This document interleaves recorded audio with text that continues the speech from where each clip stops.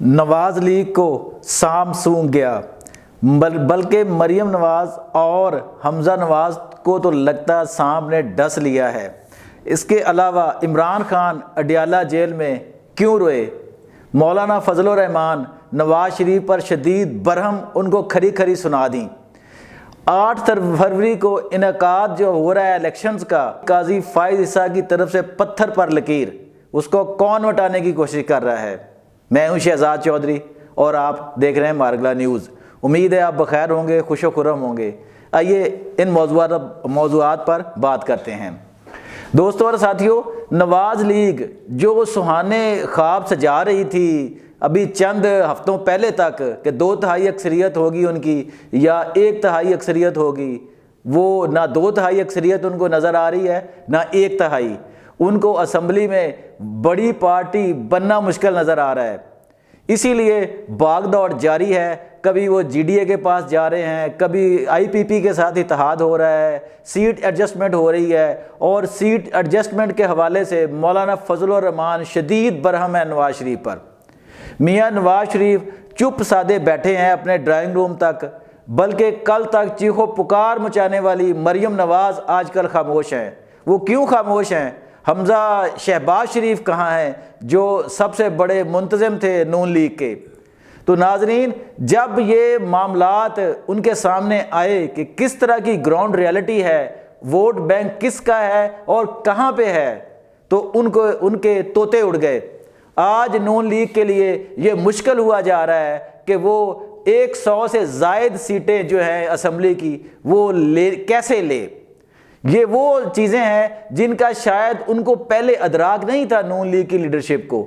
یہی وجہ ہے کہ آج وہ چھوٹی چھوٹی پارٹیاں جو خاص کل تک جن کے بارے میں تانگا پارٹی کہا جاتا تھا، آج ان سے اتحاد ہو رہے ہیں، ان سے سیٹ ایڈجسٹمنٹ ہو رہی ہے۔ پورے پنجاب میں سیٹ ایڈجسٹمنٹ ہو رہی ہے، پورے پاکستان میں اتحاد اور سیٹ ایڈجسٹمنٹس ہو رہی ہیں۔ تو ناظرین، یہ ان کے لیے ایک ڈراؤنا خواب بن رہا ہے جو اگلا الیکشن آ رہا ہے، جس میں نہ انہیں وفاق میں کوئی بڑا واضح حصہ نظر آ رہا ہے اور نہ ہی پنجاب میں۔ اچھا، دوسرا پوائنٹ تھا کہ عمران خان جو ہے وہ کل اڈیالہ جیل میں جب عدالت کے سامنے پیش ہوئے تو وہاں پہ عمران خان رو پڑے۔ اتنا جذباتی منظر بن گیا کہ جناب عدالت کو کچھ وقت کے لیے وقفہ لینا پڑا، یعنی عدالت کو برخاست کرنی پڑی، عدالت جج کو نا۔ تو عمران خان جذباتی ہو گئے کہ ان کو ان کے بیٹوں سے نہیں ملایا جا رہا، ان کی بات نہیں کرائی جا رہی، ان کے اپنے اہل خانہ سے نہیں ملنے دیا جا رہا۔ وہاں بشرا بی بی آئی تھی جو عمران خان سے بے اختیار لپٹ گئیں اور روتی رہیں۔ تو یہ وہ مناظر تھے جو بہت جذباتی کر دینے والے تھے۔ تو ناظرین، دوستوں اور ساتھیوں، یہ ہم اس وقت بھی کہتے تھے جب میاں نواز شریف جیل میں بند تھے، میاں شہباز شریف بند تھے، یا باقی پیپلز پارٹی کے لیڈر بند تھے، باقی لوگ تھے، جب ان کو ان کے رشتہ داروں سے نہیں ملنے دیا جا رہا تھا، تو اس وقت یہی عمران خان جو آج جیل میں بیٹھ کے جذباتی انداز میں رو رہے ہیں، ان کو جب ہمارے جیسے لوگ کہتے تھے کہ خان صاحب آپ اس طرح نہ کریں، تو وہ کہتے تھے نہیں، میں ان کی چیخیں نکلواؤں گا۔ تو آج جب ان پر یہ وقت آیا ہے تو وہ خود ٹوٹ رہے ہیں اور وہ رونے پر مجبور ہو گئے ہیں۔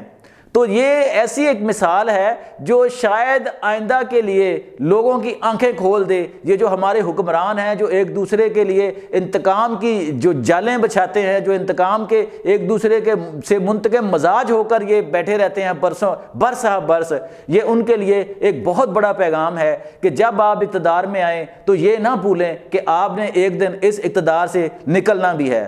اور دوسرا، پاکستان تحریک انصاف جس کو 9 مئی کا خمیازہ آج تک بھگتنا پڑ رہا ہے، اس کی ایک اور ویڈیو وائرل ہو گئی ہے، اور وہ ویڈیو کیا ہے کہ وہ ہے armed forces institute of cardiology ہے جو پنڈی میں، اس پر جو ان لوگوں نے حملہ کیا تھا، اس وقت جو آرمی ویلفیئر ٹرسٹ کی بلڈنگ پہ حملہ کیا تھا، اس کی ویڈیو آج آئی ہے باہر جو ہے نا۔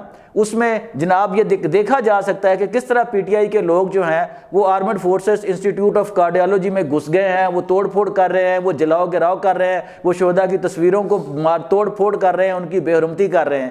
تو یہ ایک نئی چیز تھی جو مزید اب سامنے آ گئی ہے کہ اس دن کیسے ہوا، کیوں ہوا اور کس کے کہنے پر ہوا۔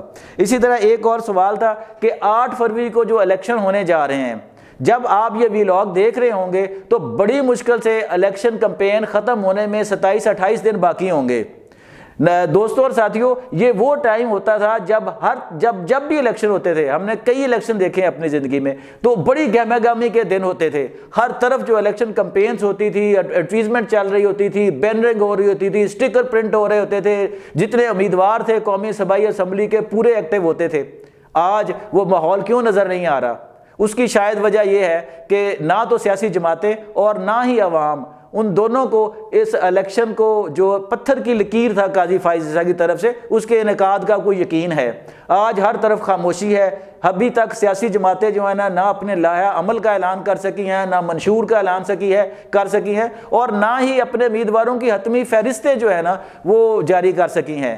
ساری جماعتیں سیٹ ایڈجسٹمنٹس کر رہی ہیں، اپنے اتحاد بنا رہی ہیں، لیکن شاید عملی طور پر جو گراؤنڈ میں جانا ہے، جو لوگوں کو موٹیویٹ کرنا ہے، اس طرف کسی جماعت کا کوئی دھیان نہیں ہے۔ تو دوستو اور ساتھیوں، یہ تو وہ چیزیں تھیں کہ جس میں ہم نے دیکھا کہ کیسے لوگ جو ہیں وہ بدل ہوئے پڑے ہیں، ان سیاسی جماعتوں سے بھی، اس سیاسی نظام سے بھی، اور جو آنے والا ایک ہائیبرڈ نظام نظر آ رہا ہے اس سے بھی۔ آج یہ باتیں ہو رہی ہیں اسی نظام کے اوپر کہ یہ نظام جو ہے، یہ جو نیا نظام بنایا جا رہا ہے، جس طرح کا تجربہ 2018 میں عمران خان کے لیے بنایا گیا تھا، اسی طرح کا نظام اب نواز شریف یا کسی اور کے لیے بنایا جا رہا ہے۔ تو کیوں جو ہے یہ سیاست کا میدان جو ہے اس کو کھلا نہیں چھوڑ دیا جاتا، اس میں سب کو یکساں موقع نہیں دیے جاتے، اور جن کو لوگ عوام منتخب کریں ان کو کیوں اقتدار منتقل نہیں کیا جاتا؟ ناظرین، دوستوں اور ساتھیوں، یہ وہ سوالات ہیں جن کو ہم آپ پر چھوڑتے ہیں کہ آپ ہمیں فیڈ بیک دیں کہ ان کے کیا جوابات ہو سکتے ہیں اور کیوں کس طرح ہو سکتے ہیں۔ اپنا بہت خیال رکھیے گا۔ آئندہ ویلاگ تک کے لیے اجازت دیجیے۔ اللہ حافظ۔